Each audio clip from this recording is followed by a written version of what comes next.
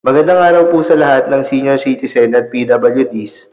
Ating talakayin sa video ito ang isang benepisyo na isinusulong ni Senator Raffy Tulfo para sa mga senior citizen at persons with disabilities.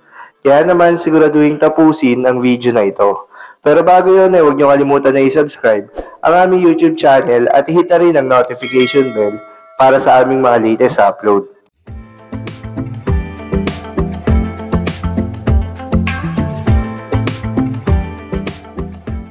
Naghain ng isang panukalang batas si Senator Raffy Tulfo upang ilibre sa parking fees ang lahat ng senior citizens at persons with disabilities o PWDs sa commercial establishment tulad ng malls at shopping centers. Sa Senate Bill number 1920 o Free Parking Act, sinabi ni Tulfo na layunin ng panukala na maging kumbyente ang pamimili at maging accessible ang lugar sa dalawang sektor. Ayon sa paliwanag ng panukala, dapat tayong umakma sa modernong pag-unlad ng ekonomiya at politika sa ating kultura at socio-ekonomikong pagbabago sa bansa at isa na rito ang pag-usbong ng industriya ng pay parking. Giit pa ni Tulfo, ang gasto sa paradahan ay naging pang-araw-araw na gastusin na maaari nating baliwalain at dapat tayong gumawa ng mga hakbang at magtatag ng isang programa upang matiyak na ang ating mga mamamayan ay tinutulungan at pinahahalagaan ng bansa bilang parangal sa kanilang mga serbisyo at kontribusyon sa ating lipunan. Tatagal lamang ng 3 oras ang free parking privilege sa lahat ng commercial establishment tulad ng retail store, shopping center, o katulad na negosyo na nagbebenta ng produkto at serbisyo. Hindi kasama dito ang overnight parking ayon sa panukala. Ipinaliwanag pa ng panukala na kapag hindi naman sapat ang parking space o wala silang parking space o hindi kontrolado ng commercial establishment ito, exempted naman sila sa pagbibigay ng libreng pagpaparada.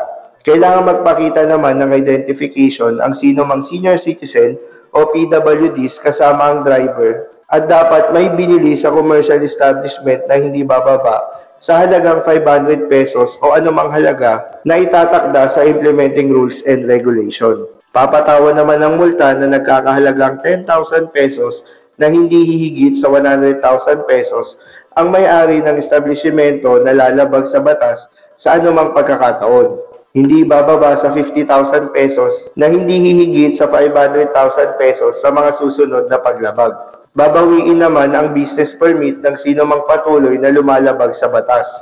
The measure will offer the paying public a small break from current wave of fuel, energy commodity, and other price hikes that the average salary rate is unable to adequately cover, paliwanag ng panukala. Sa ibang lungsod naman ay may mga city ordinance sila para sa ganitong free parking space na na-enjoy ng mga senior citizen at persons with disabilities. Kayo bilang isang senior citizen sa inyong lungsod, may mga ganito din bang pribilehiyo ang mga senior citizens o persons with disabilities? I-comment nyo lang po sa ating comment section. Sa ilan po muna para sa video na ito. Maraming salamat po.